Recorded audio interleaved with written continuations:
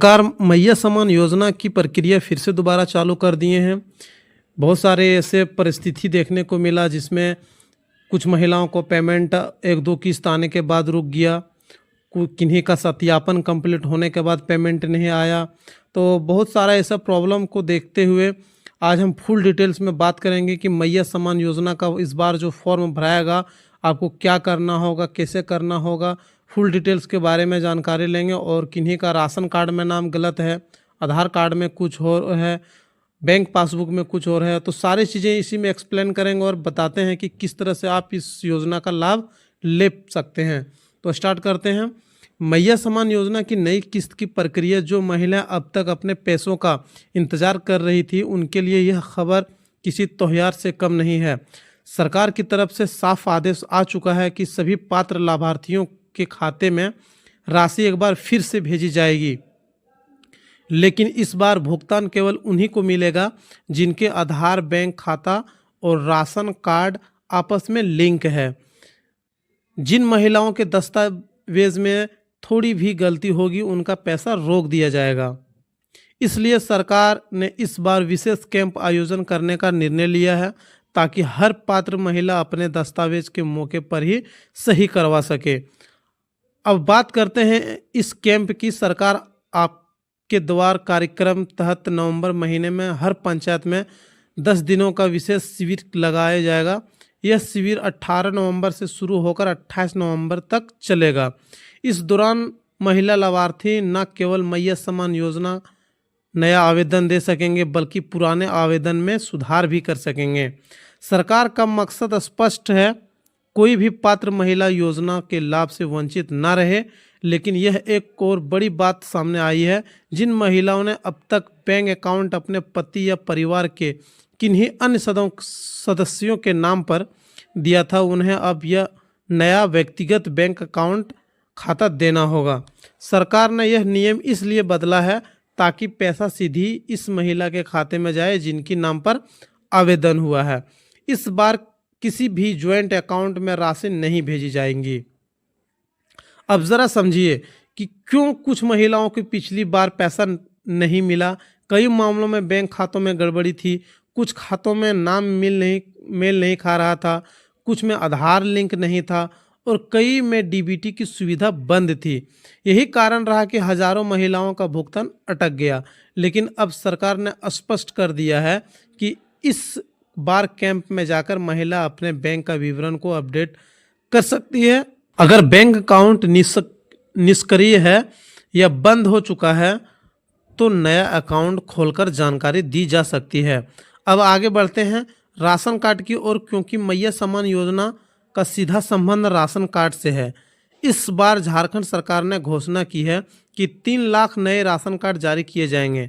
यानी जिन परिवारों का नाम अब तक सूची में नहीं था उन्हें भी मौका मिलेगा। इसके अलावा पुराने राशन कार्ड में गलती सुधारने की सुविधा दी जा रही है। बहुत सी महिलाओं की शिकायत थी कि उनके कार्ड में नाम गलत लिखा है या उम्र में गलती है, जिसके कारण योजना का लाभ नहीं मिल पा रहा है। अब इस बार पंचायत स्तर पर ही सुधारा जा सकेगा। सरकार ने इस बार राशन कार्ड धारकों को एलपीजी गैस सिलेंडर और सरसों तेल देने का फैसला किया। मुख्यमंत्री हेमंत सोरेन ने कहा कि झारखंड की हर गरीब महिला का रसोई घर धुएं से मुक्त होना चाहिए। इसी के तहत सरकार का उज्ज्वल प्लस मॉडल ला रही है। इसके अंतर्गत जिनके पास वैध राशन कार्ड है और जो ई-केवाईसी पूरी कर चुकी है उन्हें मुफ्त एलपीजी गैस सिलेंडर मिलेगा। इसके साथ ही झारखंड में करीब 67 लाख परिवारों को हर महीने 1 लीटर सरसों तेल देने की योजना को भी मंजूरी दे दी गई है। इस फैसले से गरीब परिवार को राहत मिलेगी और उनके भोजन में खर्चे में कमी आएगी। सरकार ने कहा कि महंगाई के इस दौर में गरीब परिवारों को कम से कम ज़रूरी वस्तुएं सस्ती और आसानी से मिलनी चाहिए। अगर आपका नाम किसी तकनीकी गलती या दस्तावेज त्रुटि की वजह से हटाया गया था तो आप आगामी शिविर में फिर से आवेदन दे सकते हैं। बस आपके पास सही दस्तावेज होने चाहिए। आधार कार्ड, राशन कार्ड और व्यक्तिगत बैंक पासबुक आवेदन करने के बाद अपना फॉर्म तुरंत सत्यापन प्रक्रिया में जाएगा और अगर सब कुछ सही पाया गया तो आपका नाम फिर से लाभार्थी में सूची में जोड़ दिया जाएगा। अब जानते हैं कि इस बार के आवेदन नियमों में क्या बदलाव किया गया है। पहले से के मुकाबले में इस बार दस्तावेज सत्यापन को और सख्त किया गया है। सरकार चाहती है कि केवल योग्य और वास्तविक महिला ही इस योजना का लाभ उठा सके। इसके लिए अब आवेदन के साथ राशन कार्ड का नंबर, बैंक खाते में मोबाइल नंबर एक ही फॉर्म में लिंक किया जाएगा। अगर किसी भी डिटेल में गलती हो तो सिस्टम स्वतः आवेदन को स्वीकार कर देगा। अब सवाल है कि क्या सभी जिलों में एक साथ ही पेमेंट आएगा?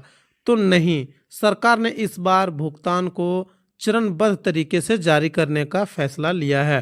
पहले चरण में उन जिलों में प्रथम प्राथमिकता दी जाएगी जहां पिछली बार तकनीकी गड़बड़ियों के कारण भुगतान अधूरा रह गया था। उसके बाद बाकी जिलों में पैसे भेजे जाएंगे। राज्य सरकार का लक्ष्य है कि नवंबर के अंत तक सभी पात्र महिलाओं के खाते में 16वीं किस्त की राशि पहुंच जाए। अब सोचिए, अगर आपने अभी तक दस्तावेज सही कर लिए हैं तो बैंक खाता सक्रिय है और आधार लिंक हो चुका है तो आपको बस इंतजार करना है, क्योंकि पैसा आने में अब ज़्यादा देर नहीं है। इस बार सरकार ने पेमेंट प्रक्रिया को पूरी तरह ऑटोमेटिक कर दिया गया है ताकि फाइलें विभाग में अटके ना रहे। डीबीटी सर्वर के माध्यम से राशि सीधे बैंक अकाउंट में जाएंगी और आपको एसएमएस नोटिफिकेशन भी मिल जाएगा। तो बहनों, इस बार मौका है अपने अधिकार को पाने का। अगर आपने अभी तक आवेदन नहीं किया है या पिछले बार किसी गलती की वजह से पैसा नहीं मिला तो इस बार कैंप में जाकर सब कुछ सही करवा लीजिए। याद रखिए, आवेदन करते समय कोई भी गलती आपकी पूरी प्रक्रिया रोक सकती है। इसलिए फॉर्म भरते समय bank account number, IFSC code और नाम की स्पेलिंग 2 बार जरूर जांच करें। अब सबसे बड़ा सवाल, आवेदन कैसे करें और कब तक पैसा मिलेगा? तो ध्यान से सुने बहनों, क्योंकि यह जानकारी आपके लिए सबसे ज़रूरी है। इस बार सरकार ने आवेदन प्रक्रिया को बिल्कुल आसान और डिजिटल बनाया है ताकि हर महिला बिना किसी परेशानी के खुद से आवेदन कर सकें। आपको बस अपने पंचायत भवन या ब्लॉक कार्यालय में जाकर, जहां पर सरकार आपके द्वार कार्यक्रम के अंतर्गत कैंप लगाया जाएगा, इन शिविरों में मौजूद सरकारी कर्मचारी आपको फॉर्म भरने, दस्तावेज जांच और ऑनलाइन रजिस्ट्रेशन में मदद करेंगे। आवेदन जमा करने के बाद आपको एक रसीद या रजिस्ट्रेशन नंबर मिलेगा जिससे आप अपने आवेदन की स्थिति ट्रैक कर सकेंगे। अब बात करते हैं आवेदन करने की पात्रता की। सरकार ने कुछ जरूरी नियम तय किए हैं ताकि योजना का लाभ सिर्फ उन्हीं महिलाओं तक पहुंची जो वास्तव में उनके लिए पात्र हैं। इसके तहत केवल झारखंड की अस्थायी निवासी, विवाहित विधवा या प्रत्यय का महिला आवेदन कर सकती है। आपकी उम्र 18 वर्ष या उससे अधिक होनी चाहिए और आपके पास वैध राशन कार्ड होना चाहिए। जरूरी है इनके अलावा राशन कार्ड, आधार कार्ड और बैंक खाता, तीनों में आपका नाम एक जैसा होना चाहिए। अगर इनमें किसी भी दस्तावेज में नाम स्पेलिंग गलत है तो आवेदन स्वीकार हो सकता है। हमने पहले आवेदन किया था लेकिन भुगतान नहीं हुआ, तो फिर क्या फिर से आवेदन देना होगा? इसका जवाब है हाँ। अगर आपका पुराना आवेदन किसी कारण से स्वीकृत हो गया था या सत्यापन में अटक गया था तो आप नए सिरे से आवेदन दे सकती हैं। इस बार आवेदन प्रक्रिया में कोई मध्यस्थता नहीं रहेगी, यानी किसी एजेंट या दलाल की जरूरत नहीं है। सब कुछ सीधे सरकारी कर्मचारी की निगरानी में होगा। अब बात करते हैं दस्तावेज की जांच की। जैसे आप अपना फॉर्म जमा करती है, उसके बाद दस्तावेज पंचायत स्तर से ब्लॉक स्तर पर भेजे जाते हैं, जहां अधिकारी आपका आधार कार्ड से वेरिफिकेशन करते हैं, मिलान करते हैं। अगर सब कुछ सही पाया तो आपका आवेदन स्वीकृत के रूप में दर्ज हो जाता है। इसके बाद राज्य सरकार सर्वर आपके बैंक अकाउंट से सत्यापन करता है और डीबीटी प्रक्रिया शुरू होती है। इस पूरी प्रक्रिया में लगभग 30 से 45 दिन का समय लग सकता है। यानी अगर आपने नवंबर महीने में आवेदन किया था तो दिसंबर के अंतिम सप्ताह या जनवरी की शुरुआत तक आपके खाते में पैसे पहुंच सकता है। लेकिन किसी दस्तावेज में त्रुटि पाई गई तो आपका एसएमएस या कॉल के माध्यम से सूचना दी जाएगी। आप अपने दस्तावेज सुधारने के लिए यह बहुत ज़रूरी है कि फॉर्म में सही मोबाइल नंबर दर्ज करें। सरकार इस बार ऑटो एसएमएस सिस्टम शुरू कर रही है ताकि हर महिला को अपने आवेदन की स्थिति का अपडेट समय समय पर मिलता रहे। अब चलिए समझते हैं कि भुगतान प्रक्रिया वास्तव में होती है कैसे हैं। जैसे आवेदन स्वीकृत होता है, बैंक और आधार सर्वर के बीच एक मिलान प्रक्रिया होती है।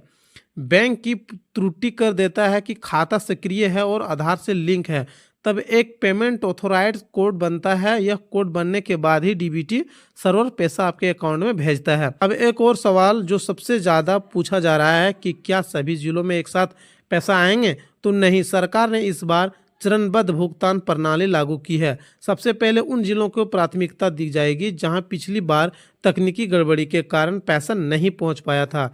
जैसे जैसे बैंक सत्यापन और फाइल भी पूरी होती जाएगी, वैसे वैसे सभी जिलों में पैसा जारी किया जाएगा। अब थोड़ा ध्यान दीजिए खास नियमों पर जो इस बार लागू हुआ है। पहले कई बार देखा गया है कि एक ही परिवार के 2 महिलाओं ने एक ही बैंक अकाउंट में से आवेदन कर दिया था। उसका सिस्टम में गड़बड़ी हुई और भुगतान रुक गया। अब सरकार ने साफ कर दिया है कि बैंक अकाउंट में सिर्फ एक ही महिला आवेदन कर सकेंगी। अगर किसी भी परिवार में 2 आवेदन एक ही खाते में से जुड़े हुए पाए गए तो दोनों आवेदन को अस्वीकृत कर दिए जाएंगे। आप समझिए, सरकार की इस योजना का असली उद्देश्य मुख्यमंत्री हेमंत सोरेन ने कहा है कि मैया समान योजना केवल आर्थिक सहायता नहीं बल्कि यह महिलाओं के आत्मसम्मान और शक्तिकरण की प्रतीक है। सरकार चाहती है कि झारखंड की हर बहन अपने पैरों पर खड़ी हो, आर्थिक रूप से आत्मनिर्भर बने और घर की छोटी बड़ी ज़रूरतें के लिए किसी पर निर्भर ना करे। इसलिए सरकार अब योजना की गति और पारदर्शिता दोनों जोर दे रही है। अब बात करते हैं कि अगर पैसा आने में देर हो जाए तो क्या करना चाहिए। अगर आपका आवेदन स्वीकृत है लेकिन भुगतान नहीं हुआ है तो आप अपने पंचायत कार्यालय या ब्लॉक में संपर्क कर सकती है। वहां इस पेमेंट ट्रैकिंग सेल बनाया गया है जहां आपने आवेदन नंबर से की स्थिति जान सकती है। आपको यह भी बताया जाएगा कि आपका भुगतान किस चरण में रुका है, बैंक सत्यापन में, दस्तावेज में, जांच में, डीबीटी सर्वर में। आप सुनिए एक अच्छी खबर, सरकार इस बार एक मोबाइल एप्लीकेशन भी लॉन्च करने जा रही है। इससे लाभार्थी सीधे अपने फ़ोन आवेदन से स्थिति चेक कर सकेंगे। इस ऐप में एक डैशबोर्ड होगा जहां फॉर्म की स्थिति, पेमेंट या स्टेटस और आने वाली किस्त की तारीख दिखेंगी। यह सुविधा खास तौर पर उन महिलाओं के लिए है जो गांव में रहती है और बार बार दफ्तर नहीं जा सकती है। सेल्फ डिक्लेरेशन फॉर्म से भी जोड़ रही है। इसका मतलब यह है कि हर महिला को यह लिखित रूप से बताना होगा कि उसकी परिवार को कोई सरकारी नौकरी नहीं करता हो और उसकी सालाना आय निर्धारित सीमा से कम है। इसे सुनिश्चित ही किया जाएगा कि योजना का लाभ सिर्फ जरूरतमंद परिवारों तक पहुंचे। अब सोचिए, अगर आपका समय पर आवेदन कर देंगी तो दस्तावेज सही रखेंगे और आधार लिंकिंग पूरी कर लेंगे तो आपकी किस्त आने से कोई नहीं रोक सकता। सरकार ने साफ कहा है कि दिसंबर महीने के अंत तक सभी पात्र लाभार्थियों को राशि दे दी जाएगी, इसलिए देर ना करें। जैसे ही कैंप शुरू हो वहां सबसे पहले पहुंचें। अब वीडियो के अंत में एक और जरूरी संदेश, बहनों, यह योजना केवल आर्थिक मदद नहीं बल्कि आपकी मेहनत और योगदान का सम्मान है। सरकार यह पैसा आपको इसलिए दे रही है ताकि आप निर्भर बन सकें, आत्मनिर्भर बन सकें और अपने परिवार की निर्णय लेने की ताकत हासिल कर सके। इसलिए इस चैनल में पहली बार आए हैं तो हमारे चैनल को सब्सक्राइब कर लीजिए। हमारे फेसबुक पेज में देख रहे हैं तो पेज को फॉलो कर लीजिए। और अगर ये जानकारी आपको अगर अच्छी लगी तो कमेंट बॉक्स में मैया समान योजना जिंदाबाद जरूर लिख दें। तो आगे फिर मिलते हैं नेक्स्ट वीडियो में, तब तक के लिए धन्यवाद। जय झारखंड।